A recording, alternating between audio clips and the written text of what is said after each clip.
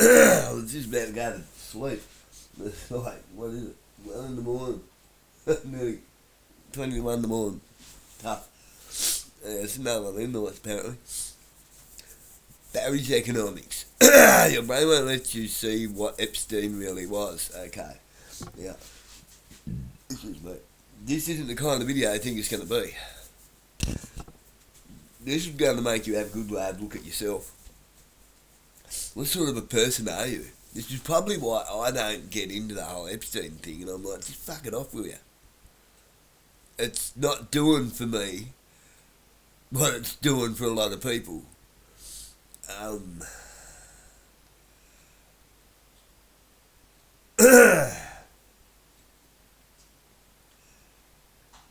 Maybe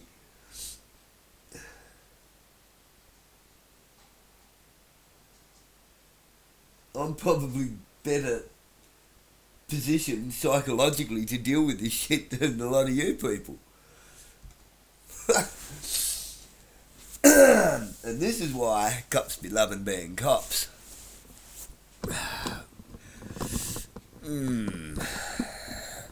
Why cops love to be corrupt. Why cops just love to lay the smack down and all that sort of shit. Why they like to see people suffer. And they do. I think we've just figured out the psychology of what makes a cop a cop. I'm not even kidding. Right, I'm going to be honest with you. I'm exhausted. You're running a massive Epstein cover-up right out of the Department of Justice. Here are some of the most shocking emails that have emerged which relate to Lord Mandelson. Trump's name appears more times in the Epstein files than God's name appears in the book about God. Why am I obsessively... Why are we all obsessed? Hang on. I shouldn't just stick it to the cops. The sociopaths, the psychopaths, the people that don't feel bad when they're having a fight or if someone's been hurt. The people that can really just justify violence real easily. You know, the closet sociopaths in our communities, in our society, in the world. And the people can justify violence on both sides. Yeah, watch you that. Hang on, come back. This is how bad some people are.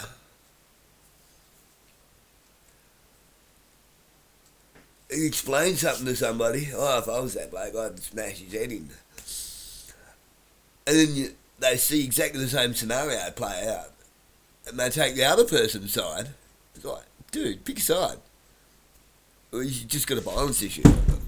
Get away from that cat. Get. Knocking things over. Crazy cat. How about that? What's wrong with you? It's a shadow. You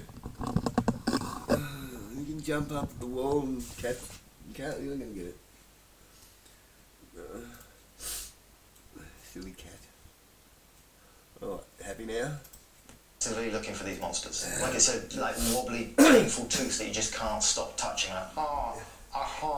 Was Epstein a Mossad agent? New files deepen mystery over Israeli links. The whole Epstein files are showing the extent of connections between Epstein and Russia. The title of this one is Child Sex Trafficking. Co-conspirators, fully redacted. While I'm obsessing with the monsters, I keep forgetting about the factory that made the monsters. And like that factory, it's still running. So the reason we all love monster hunting isn't just because it's so psychologically satisfying, but it's actually deeper than that.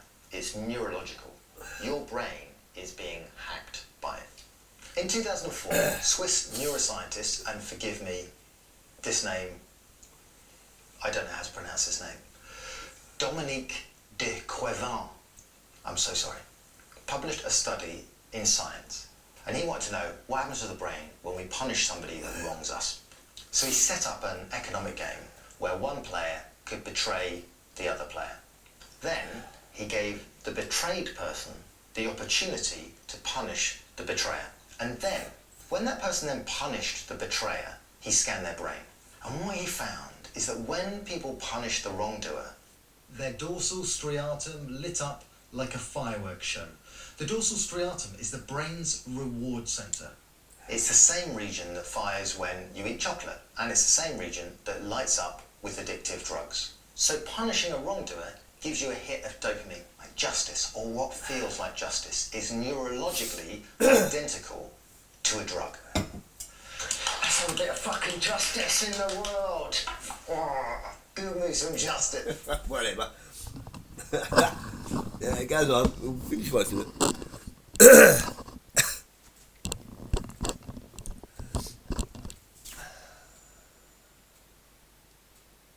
I've been an addict not once, not twice, but 3 times in my life.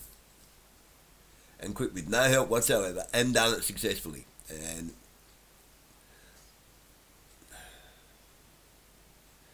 somebody's pushed me off the edge to end up that way. And I've just had enough of that. Nah, over it now. It's, when I say I've been an addict, I've never been a hopeless addict. It's never really, you know. For me, it was hiding from trauma of some sort. I'm not trying to be a silk or make excuses for it, because, like, you know, how did it start off? How did I get there in the first place? Because it felt good. Right? You know, you hide from trauma, and then it becomes the trauma, and you've got to get away from it. Yeah, I've had enough of this. I've quit smoking cigarettes twice in my life. I was smoking from about, I was bum puffing at about 9 or 10 or something. I was pretty well fully fledged smoker at 13. Smoked till I was 30 something. Give them up. Didn't have a cigarette again for 10 years. Started again when I lost the business. Started drugs again when I lost the business. Right again now, I don't do anything. Coffee. Let's smoke coffee though, this is something for me. Yeah. And it's funny because I've always quit during really stressful moments. I've fallen off and got back on. And it's been a stressful moment that's got me back on as well. But I've never, ever, I kind of get it, what he's talking about. There must be something also emotionally in there though. There's got to be something in there and something to do with your pineal gland. Because I have never, ever got that dopamine hit from violence. I used to enjoy a good scrap. When I was younger, I was like, let's get into it. That was just an adrenaline thing. You know, young, dumb, full of bubble gum. But I've never, that was, you know, that's when kids be kids. Banging on behind the gym at lunch.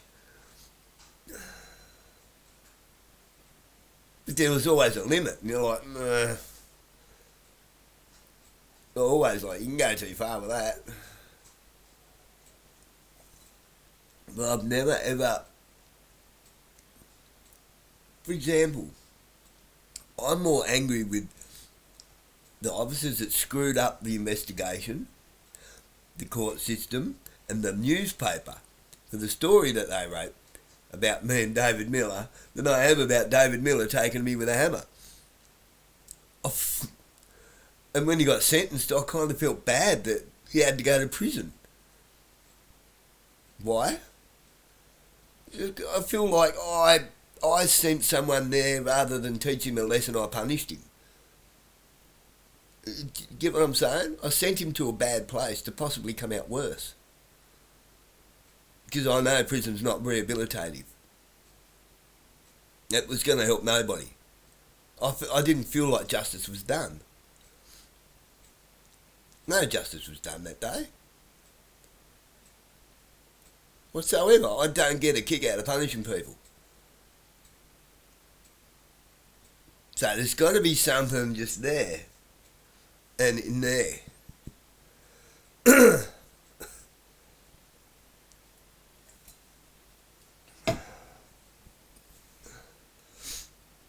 I guess it would depend on how bad it was and who it was, I would have to say. hurt one of my kids and watch the monster you create. Absolutely. But life's precious. Life is precious, and that's probably the thing too. I know the difference between being in love and love. And the love I have for my kids, you fuck with my kids. What's the monster I become? Other than that, sorry.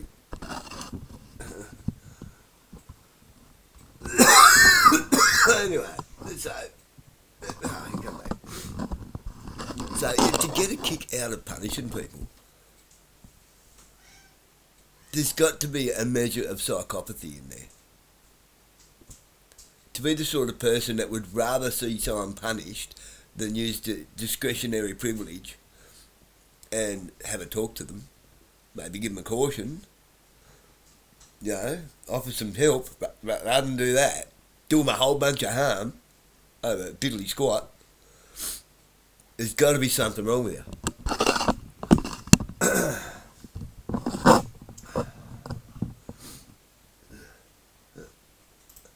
I don't know what I'm doing. Is that paedophile going down? Oh, that's good. And not only that, in 2016, David Chester and Nathan DeWall at the University of Kentucky showed that retaliatory aggression activates the nucleus accumbens, which is not just the reward system, but the addiction system, which is the same circuitry implicated in cocaine and heroin dependence.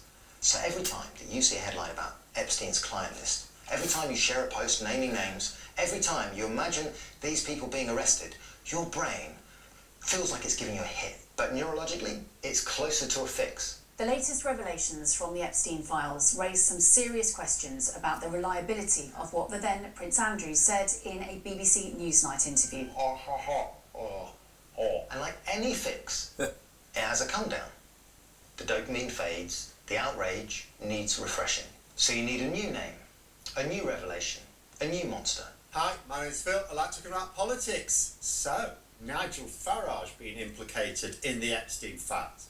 We didn't expect that one. And the most f***ed up thing is that while your brain is lighting up with righteous fury at the monster, at the same time, it's going dark in response to the system that created that monster. And I'll explain what I mean. In 2020, Shahzad Gordazi and Eric Knowles at NYU published a study in the journal Nature Communications. They showed participants footage of genuine human suffering, real homelessness.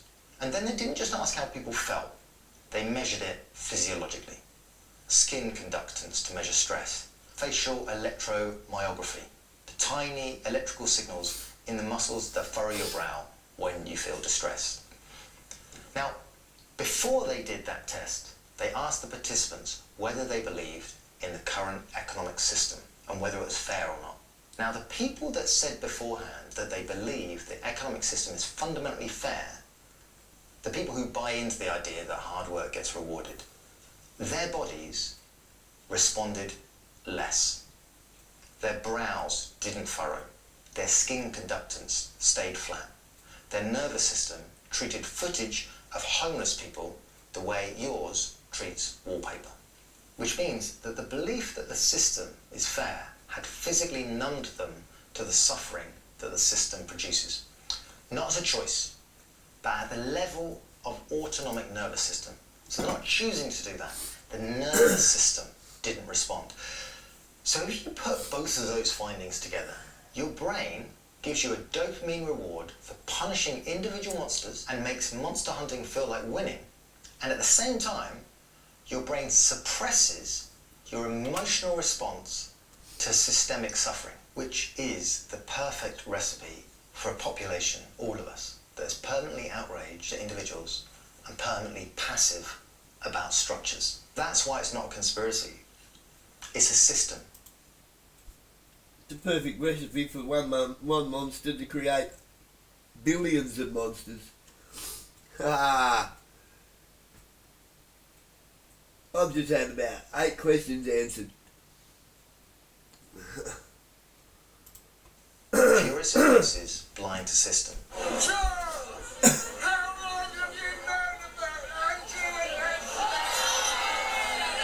It's not a conspiracy. conspiracy because a conspiracy requires coordination.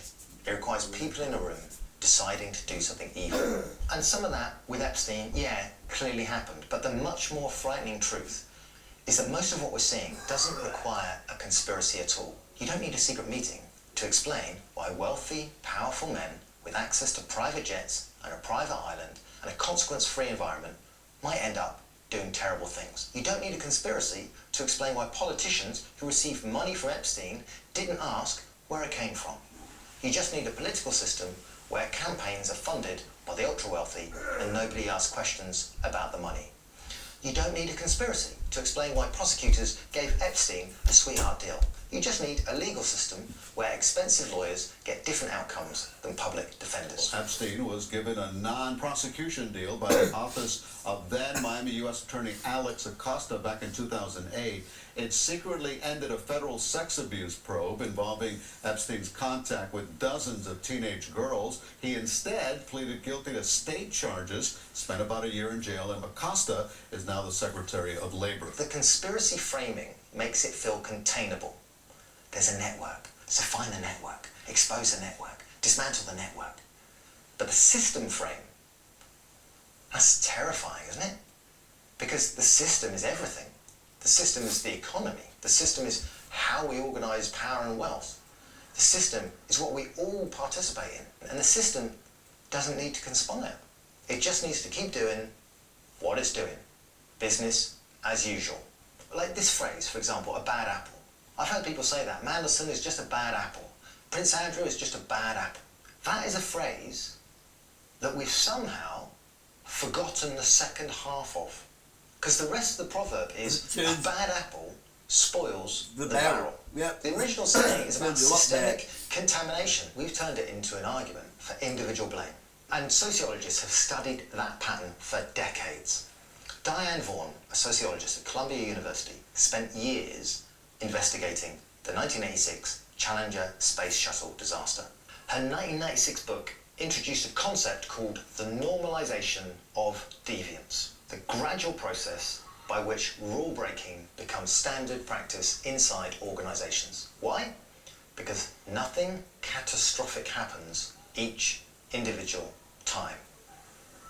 For those that don't know, the Challenger space shuttle exploded shortly after takeoff in 1986 because of a defective O-ring seal. So how did that happen? Even drivers are annoyed at it. Some people it's news. And liftoff of the 25th Space Shuttle mission, and it has cleared the tower. Challenger, go with throttle up. Challenger, go with throttle up.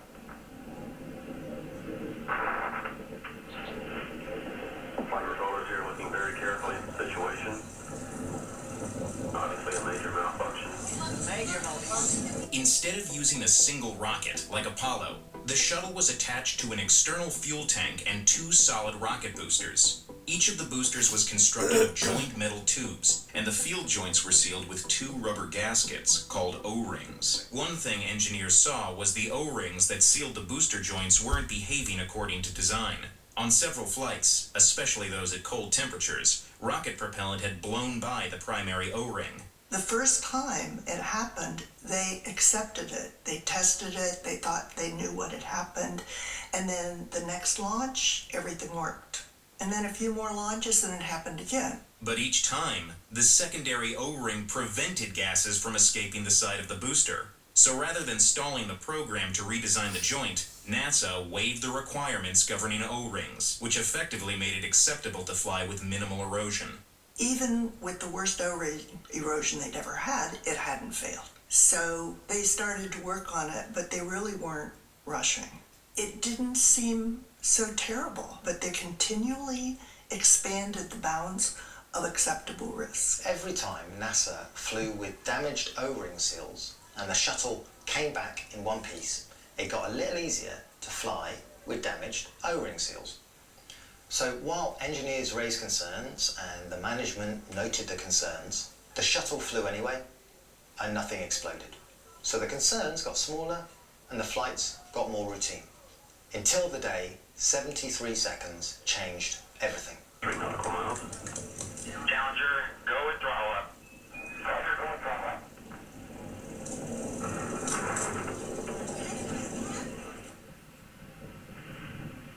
And Vaughan's insight was that nobody at NASA was being cartoonishly villainous.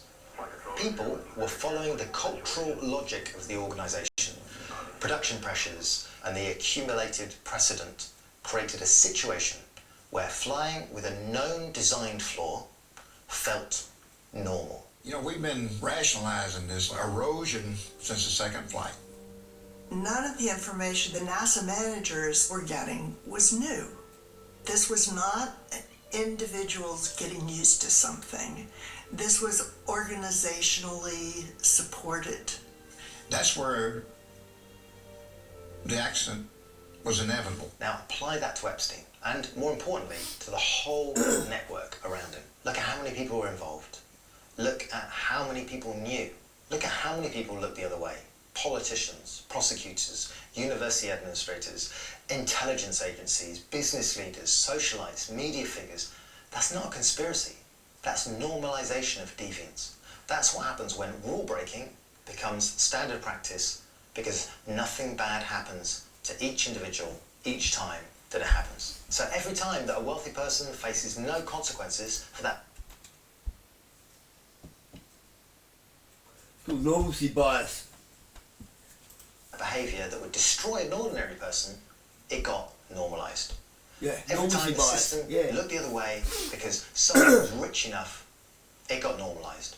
Each time someone took money they shouldn't have taken, went to a party they shouldn't have gone to, looked away from something they shouldn't have ignored, and nothing happened, the deviance got more normal.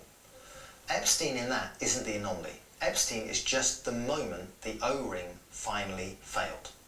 If you focus on the individuals, if you name every name on the list, prosecute every person, shame every associate, and you leave the system intact, the system's just going to produce another monster. Because the normalization of deviance doesn't end when you catch even the last person. It ends when you change the conditions that made the deviance normal in the first place.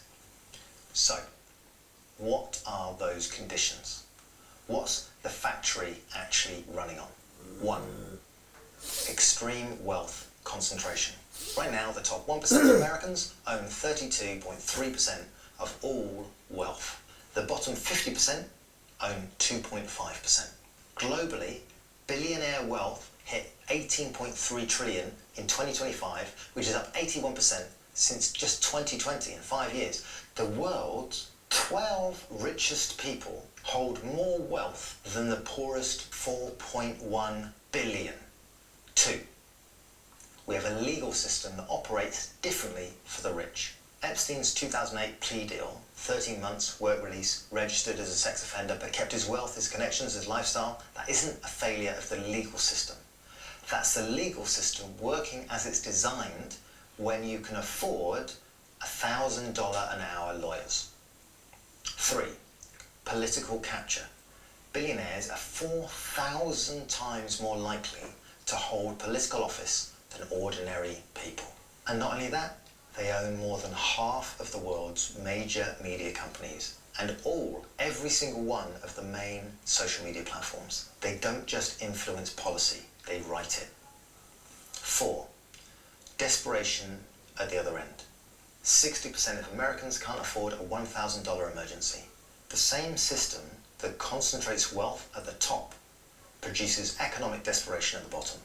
And that desperation is what predators like Jeffrey Epstein exploit. He targets vulnerable young women who need money they couldn't get anywhere else. And 5, critically, the removal of consequences. Behaviour that goes unpunished gets reinforced. Every time Epstein should have been stopped, his wealth bought him immunity. Every time he got away with it, his brain and the brains of everyone watching learned the rules don't apply. That's not a conspiracy, that's a production line. Concentrate wealth, remove consequences, capture politics, the manufacture of desperation, and normalize deviance. That's where the accident was inevitable. And when a monster inevitably appears, focus all public attention on the monster. Direct all the outrage towards the individual and leave the factory running. And this is why I started by saying I'm exhausted, because I think the exhaustion is the point. I think it's part of the system. Dr. Stephen Leach at Lancaster University led a study analysing 1.2 million posts on Twitter, X, containing links to nearly 25,000 petitions. And he was looking at the relationship between moral outrage and action in the real world, people that would sign those petitions. And what he found is that expressions of moral outrage dramatically increased a post's virality. More likes, more reposts, more engagement. But outrage had no significant effect on whether people actually signed the petition, the thing that would create real change. People just didn't do it because the outrage felt like action. It replaced action. But posts that emphasised group identity, agency, and pro-social intent, the boring posts, the ones that didn't go viral, those actually... Your favourite talking heads, your bozies, your gurus, your liebards, they're just grifting off this shit. This is what they're playing on. They're robbing you. They're thieves. They're dirty, rotten scoundrels, a lot of them. They're not doing shit. They can't. How can they? Come on. Well, they can do shit. It's not up to them to do shit. There ain't no, X isn't real, Q isn't real. It's all rubbish. If you want to do something, do it yourself. Don't create something. Right, it's nearly done. Generated petition signatures. So think about the Epstein conversation right now. Millions of people posting, sharing, demanding the list, calling for arrests. And what's actually happening in terms of policy? Nothing. Guys, what is actually happening in terms of policy, in terms of the structural changes that would prevent the next Epstein? Not a damn Has thing. anyone got, what's actually happening in the, has anyone, what is actually happening in the policy actually? What is happening in policy actually, anyone?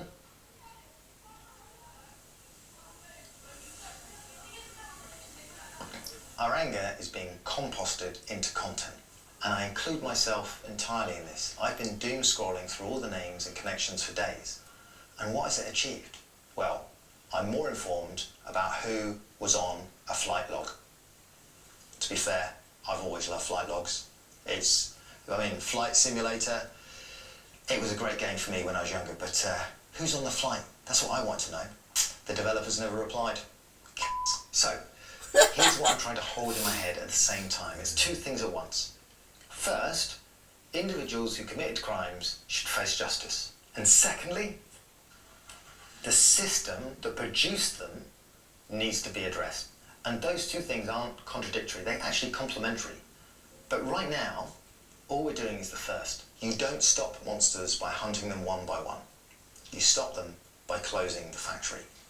And you close it by fixing a tax system that lets wealth pool to obscene extremes. You close it by ending the consequences vacuum. Same laws, same courts, same sentences. You close it by getting money out of politics. And you close it by rebuilding the safety nets so people aren't economically desperate enough to become victims. And you close it by recognizing that extreme wealth inequality isn't just unfair, it's a factory that manufactures abuse.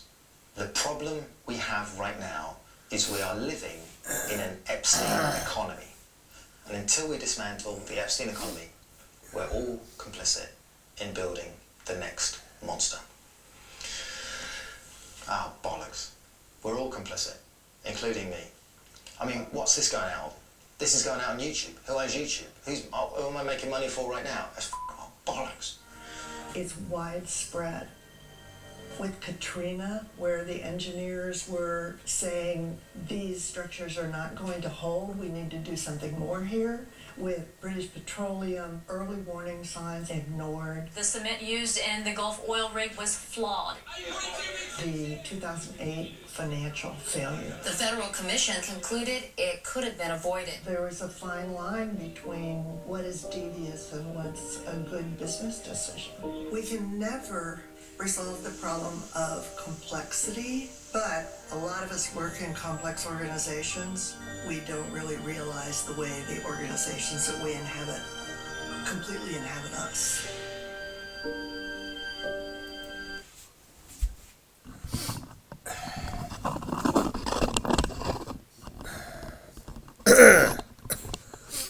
what's going on in all the parliaments. Look what's going on in Congress. Look what's going on in the White House. Look what's going on everywhere. Senate. Oh, $80 billion all gone into housing. So what? What are you going to do about it? Are you going to get the $80 billion back and give it to the people? No, that won't happen. That's just a wealth transfer. Oh no, everyone's up in arms about all this money got stolen. Okay, well where is it? Where's it gone? They're going to get back? That's our money. $80 billion, that's our money. It won't come to us, though, will it? It won't go anywhere towards fixing our economy. $80 billion. That's just in the housing, in the whole housing fiasco. Gone. Ones and zeros on the screen, gone.